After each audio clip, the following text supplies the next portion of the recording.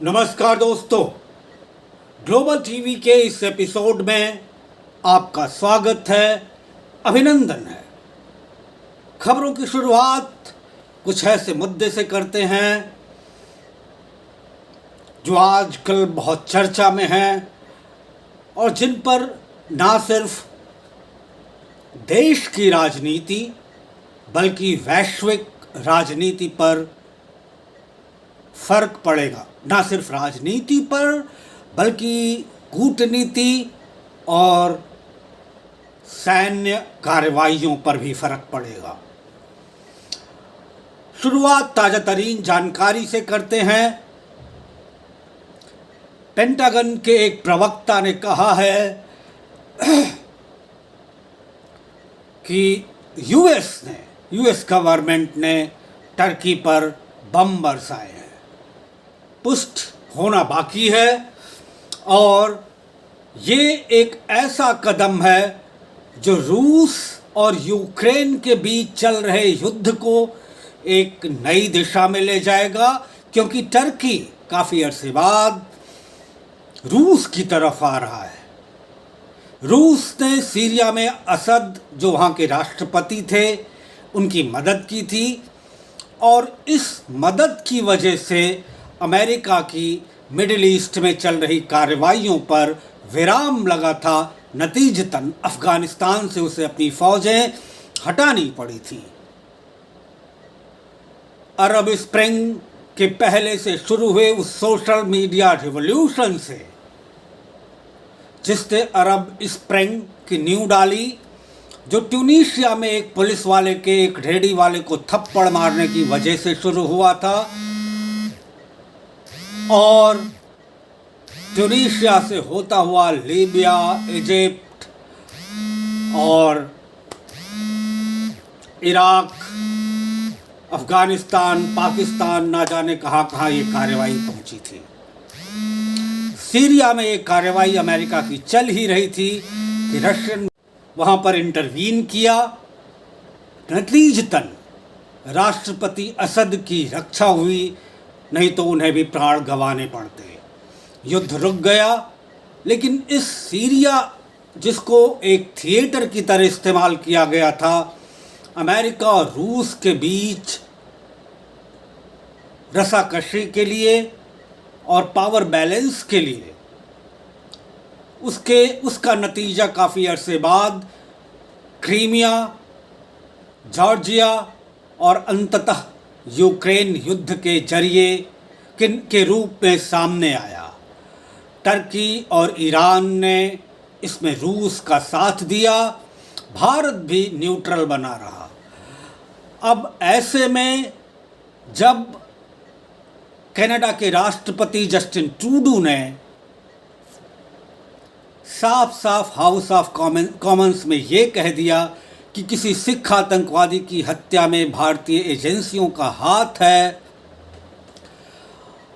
और इस पर अमेरिका के एनएसए ने अभी हाल ही में ये कहा कि भारत को कनाडा के इन्वेस्टिगेशन में मदद करनी चाहिए और जस्टिन ट्रूडो की जो बयान है उसमें गंभीरता है। एक तरह से पूरी दुनिया एक बार फिर कोल्ड वार और उससे भी आगे जाके रियल वार की स्टेज पर पहुंच चुकी है, जो कभी भी कुछ महीनों से लेके 1 साल 2 साल के अंदर वर्ल्ड वार में कन्वर्ट हो सकती है। और सिचुएशन ऐसी ही बनती जा रही है। ये आज से नहीं शुरू हुआ, इसकी जड़ें कहीं ना कहीं कोल्ड वार और सोवियत संघ के विघटन से जुड़ी हुई हैं, जिसमें आरोप ये लगाया जाता है कि सेंट्रल इंटेलिजेंस एजेंसी और अमेरिकन गवर्नमेंट का सोवियत संघ के विघटन में बहुत बड़ा योगदान है। इसकी जड़ें सोवियत संघ के विघटन या उससे पहले कोल्ड वार से भी जुड़ी हुई हैं, जब दुनिया दो भागों में बटी हुई थी, ईस्टर्न और वेस्टर्न ब्लॉक। ये ईस्टर्न और western block world war II के खात्मे के साथ उभरे, और ये ईस्टर्न और वेस्टर्न ब्लॉक या सुपर पावर, ये कॉन्सेप्ट अमेरिका ने ही दिया। अन्यथा सुपर पावर जैसा कोई कॉन्सेप्ट नहीं था, ईस्ट और वेस्ट ब्लॉक जैसा कोई कॉन्सेप्ट नहीं था।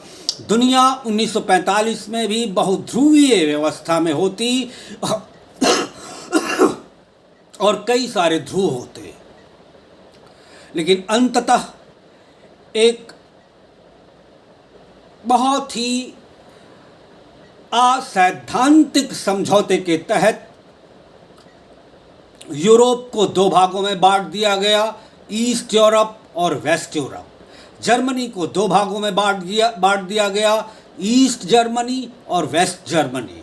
इसी तरह दुनिया में कई देशों के दो भाग हुए, कहीं पे नॉर्थ और साउथ बना, कहीं पर ईस्ट और वेस्ट बना। और ये सब वर्ल्ड वॉर के नतीजे थे, क्योंकि दुनिया की बहुत बड़ी सैन्य जो फौजें थी, उन्होंने इस वर्ल्ड वॉर में या तो अमेरिका के साथ या जर्मनी के साथ युद्ध में हिस्सा लिया। काफ़ी दिनों तक जो रूस मूक दर्शक बना था, वो अंततः अमेरिका के साथ खड़ा हुआ और जर्मनी को उसने रूस में बहुत बुरी तरह हरा। जर्मनी को रूस के अंदर स्टालिन की फौजों ने बहुत बुरी तरह से हराया। आज हो रही कार्रवाइयाँ, सैन्य कार्रवाइयाँ, कूटनीतिक मुद्दे और राजनीतिक मुद्दे उसी वर्ल्ड वॉर के गर्भ में जुड़े हुए हैं। कहते हैं हर वर्तमान समस्या का हल उसके भूतकाल में होता है। तो ये भूतकाल 20 और 30 सालों का नहीं है, करीब 100 सालों का है। अगर हम 100 साल पहले जाएं, जब युद्ध चल रहा था, करीब 1918 से 1945 तक 2 विश्व युद्ध हुए। इन समस्याओं की जड़ें जो आज हमें दिखाई दे रही हैं, जो सैन्य कार्रवाइयाँ हो रही हैं, वो श्रेष्ठता की लड़ाई एक तरफ है और अस्तित्व की लड़ाई दूसरी तरफ है। श्रेष्ठता की लड़ाई अमेरिका लड़ रहा है और अस्तित्व की लड़ाई रूस और उसके सहयोगी देश लड़ रहे हैं। ये सांस्कृतिक युद्ध भी है, जिधर एक तरफ पूंजीवादी देश हैं और एक तरफ समाजवादी देश। तीसरे हिस्से में वो देश हैं जो अपने को वैश्विक धरातल पर साबित करना चाहते हैं। जाहिर सी बात है, जो साबित कर चुके हैं, मेहनत उनको नहीं करनी है, लेकिन जो साबित करना चाहते हैं, मेहनत उनको करनी है। इन देशों की कतार में भारत भी है, जिसको अपने आप को साबित करना है। बावजूद इसके उसने बहुत कुछ साबित कर दिया है प्रधानमंत्री नरेंद्र मोदी की अगुवाई में। टर्की में अभी कुछ घंटे पहले हुई कार्रवाई विश्व युद्ध की दिशा में रूस और यूक्रेन के बीच चल रही लड़ाई में, मिडिल ईस्ट में अमेरिका की फ़िलहाल के लिए स्थगित कार्रवाइयों में, अफ़गानिस्तान में अमेरिका की फ़िलहाल स्थगित कार्रवाइयों में एक चिंगारी का काम कर सकती है और आगे आने वाले कुछ एक चंद महीनों में हमें दुनिया में एक नए तरीके का युद्ध देखने को मिल सकता है। दूसरी खबर ये जो इसी से जुड़ी हुई है, कनाडा के प्रधानमंत्री जस्टिन ट्रूडो के वक्तव्य को अमेरिका ने समर्थन दिया है। वहाँ के एनएसए ने कल ही कहा है कि जस्टिन ट्रूडो के बयान में गंभीरता नज़र आती है। नतीजतन भारत को कनाडा के इन्वेस्टिगेशन में मदद करनी चाहिए। उसके तुरंत बाद डॉक्टर एस जयशंकर, भारतीय विदेश मंत्री, ने ये कहा कि 41 राजदूतों को कनाडा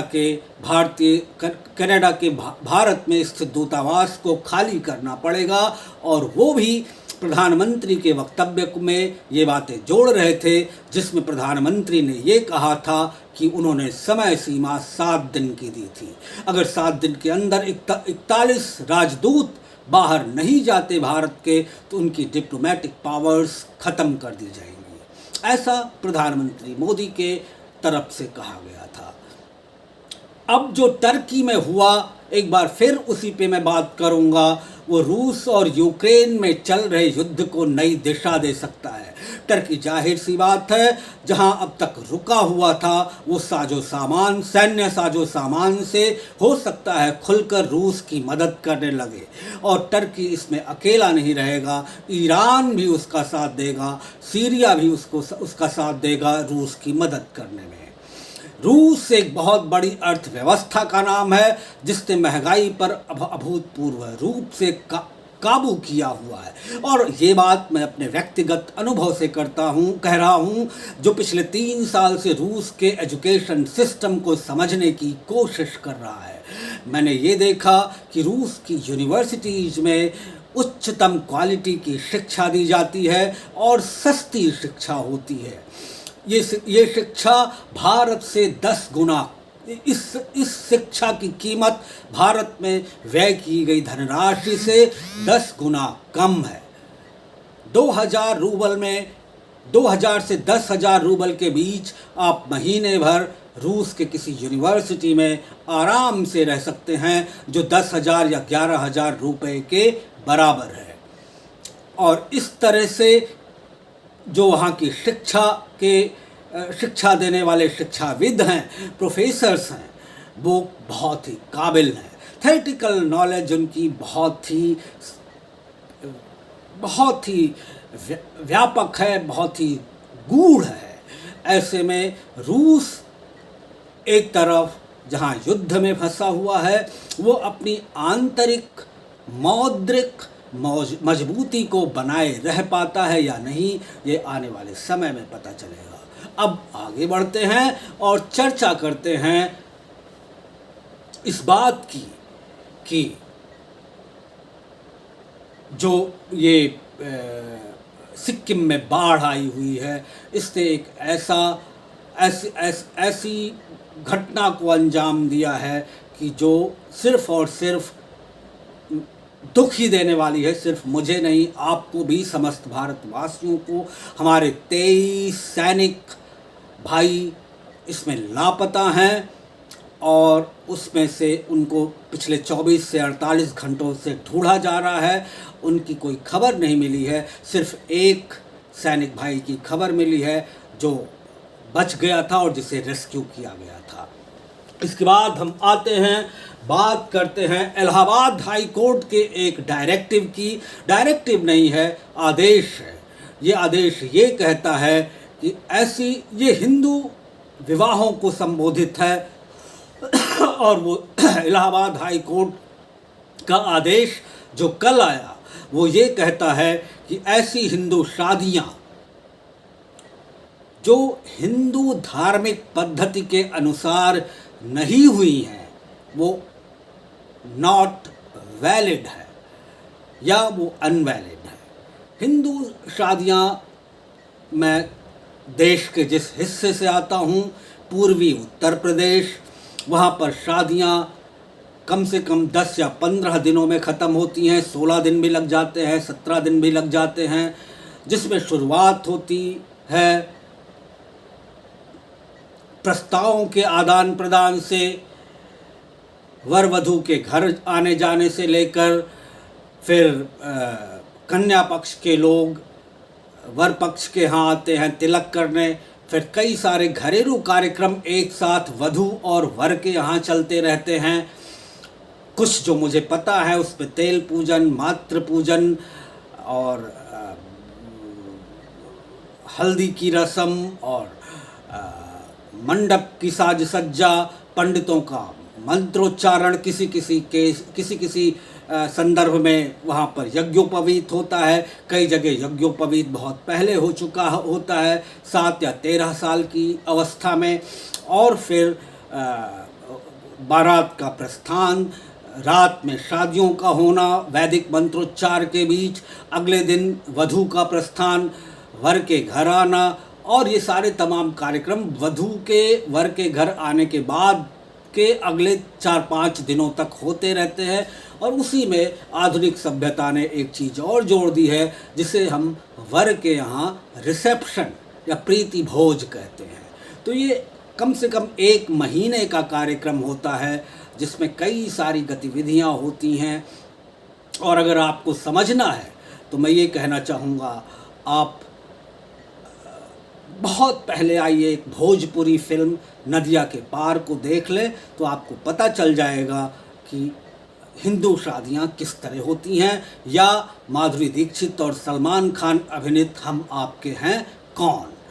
तो ये इलाहाबाद हाई कोर्ट का बहुत ही महत्वपूर्ण आदेश है। अगर ये आदेश बाकी प्रदेशों में भी लागू हो गया तो ये एक तरह से क्रांतिकारी आदेश है। इसमें कई सारी शादियां अनवैलिड हो जाएंगी। आगे आते हैं, बात करते हैं एक अपुष्ट खबर की। अपुष्ट खबर ये है, और ये आरोप भी हो सकता है और अपुष्ट खबर भी हो सकती है। कहा यह जा रहा है कि साइंटिस्ट का एक खेमा जो ये मानता है कि कोरोना वायरस चाइना के वुहान लैब में बनाया गया था, आर्टिफिशियल वायरस है, वही खेमा एक बार फिर कह रहा है कि चीन एक नए वायरस को बना रहा है जो दुनिया से करीब 7 करोड़ की आबादी का सफाया कर देगी। ये वायरस किस लैब में बन रहा है इसके बारे में कोई जानकारी नहीं दी गई है, लेकिन जो बायो लैब्स हैं, बायो वायरल लैब या बायो वेपन लैब चाइना की, वो 6-7 शहरों से 50 से 100 किलोमीटर दूर आउटस्कर्ट्स पे हैं। उन शहरों में बीजिंग भी है, उन शहरों में संघाई है, ग्वांगजू है, चेंगडू है, चांगशा है। इन शहरों के बाहर 50 से 100 किलोमीटर के अंदर ये लैब्स हैं। वहाँ क्या होता है इस बात की जानकारी वुहान इंस्टीट्यूट लैब की जो डायरेक्टर थी, जो काफ़ी दिनों से लापता थी, उन्होंने खुद कही है। एक और रिसर्चर हैं, साइंटिस्ट हैं, चाइना की हैं, उन्होंने भी इस बात की तस्दीक की है कि इन बायो वेपन लैब में बड़े ही अचंभित कर देने वाले वायरसेज बनाए जाते हैं। आगे बढ़ते हैं और चर्चा करते हैं इस बात की कि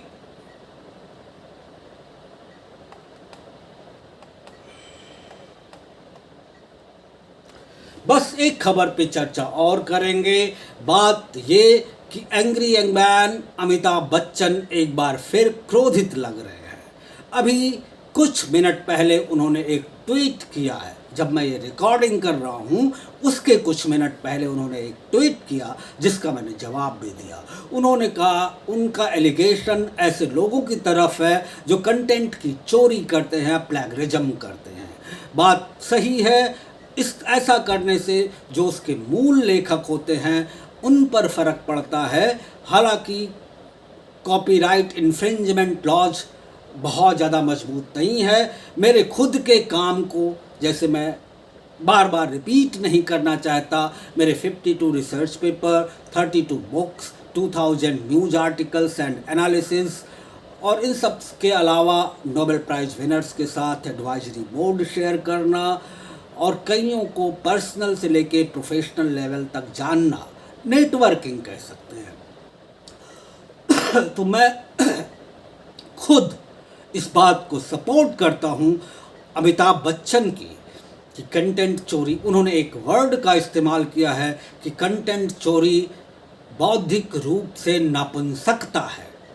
इस बात का मैं समर्थन करता हूँ। ये फिल्म इंडस्ट्री से लेकर मीडिया इंडस्ट्री से होते हुए एकेडमिक वर्ड तक काफ़ी इस्तेमाल किया जाता है, और इन ऐसे लोगों के लिए मैं सिर्फ इतना ही कहूँगा कि जब जागो जब ही सवेरा। कोई भी दिन आपको स्वस्थ मन से दिन की शुरुआत करने से रोकता नहीं है। स्वस्थ और धनात्मक सोच से सुबह की शुरुआत करना हमेशा अच्छा होता है। मैंने अपने कई दोस्तों को देखा है जिनकी सेहत में बहुत ही बढ़िया धनात्मक इजाफा हुआ है। मेरे साथ जो एकेडमिक वर्ल्ड से जुड़े हुए हैं, एकेडमिक जगत से जुड़े हुए हैं, जिन्होंने योगा करना शुरू कर दिया, जिन्होंने जल्दी सुबह उठना शुरू कर दिया, जिन्होंने सुबह टहलना शुरू कर दिया, उनकी सेहत मन की भी और शरीर की भी काफ़ी अच्छी हो गई है।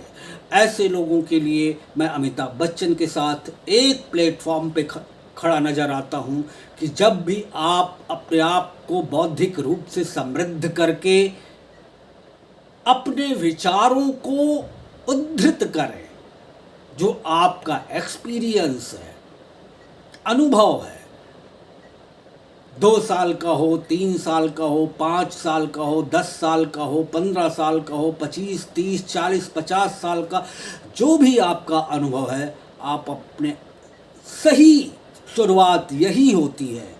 कम्युनिकेशन साइंस में भी यही कहा जाता है कि आप अपने अनुभवों को, हर व्यक्ति के अनुभव अलग अलग होते हैं, अगर आप अपने अनुभवों को शेयर करना शुरू करेंगे तो हर व्यक्ति जानना चाहेगा कि आपकी कहानी क्या थी, कहाँ से शुरू हुई, कहाँ मझधार में डूबी, कहाँ नौका पार लगी, कैसे कैसे आप आगे बढ़े। अगर आप स्टार नहीं भी हैं तब भी एक आम आदमी की कहानी भी एक प्रेरणा स्रोत बन सकती है, और प्रधानमंत्री श्री नरेंद्र मोदी इसका जीता जागता उदाहरण है। और इसीलिए भारतीय जनता पार्टी के कई विचारों का समर्थन ना करते हुए भी मैं व्यक्तिगत रूप से प्रधानमंत्री श्री नरेंद्र मोदी का बहुत बड़ा फ़ैन हूँ। ना तो मेरी कभी मुलाकात हुई है, वो कई बार अयोध्या भी गए, मैं अयोध्या में उस समय मौजूद था, लेकिन मुलाकात तब भी नहीं हुई। मेरे ईमेल्स उन तक पहुंचते रहते हैं, ऐसी मैं उम्मीद करता हूं उनके ऑफिस के जरिए। जैसे मैंने बताया था कि मैं 1992 से पहले हस्तलिखित चिट्ठियाँ लिखता था, फिर 2003 से मैंने ईमेल करने शुरू किए, तो उम्मीद है उनको पढ़ने का भी मौका मिलता होगा। और ये चिट्ठियाँ सिर्फ भारत तक ही नहीं सीमित है, ये दुनिया के हर हिस्से में जाती हैं। ये और कुछ नहीं होती, समसामयिक मुद्दों पर मेरे विचार होते हैं। वो पब्लिक प्लेटफॉर्म पे भी वही जानकारी होती है और ईमेल्स पर भी वही जानकारी होती है। कोशिश ये होती है कि ज़्यादा से ज़्यादा लोगों तक ये जानकारी पहुँचे। तो अमिताभ बच्चन पे हम फिर आते हैं, और मैंने भी उस ट्वीट का जवाब दिया। मैंने उनको फिल्म इंडस्ट्री की खामियां दिखाई, और ये बात सही है कि मुंबई एक बार भी मैं गया नहीं, लेकिन फिर भी मैं ये मानता हूँ कि फिल्म इंडस्ट्री बहुत ही अनस्ट्रक्चर्ड और अनऑर्गेनाइज्ड है, और कामों की चोरी, कंटेंट की चोरी से लेकर और भी कई लेवल पर ये चोरियाँ होती हैं। अमिताभ बच्चन जी ने इन चोरियों की तरफ सही समय पर सही तरीके से इंगित कराया है, चौकन्ना किया है। और इस बात की जानकारी, अगर मैं ये कहूँ, कम से कम मेरी जो कोशिश थी कि उनकी इस बात को अपने कमेंट के साथ कुछ नीति निर्धारक लोगों तक पहुंचा सकूं, और वो मैंने ट्विटर पे कर दिया है। तो आज के एपिसोड में इतना ही। अगली बार फिर मिलें, किसी और मुद्दे पर चर्चा करें। तब तक बाय बाय, जय हिंद।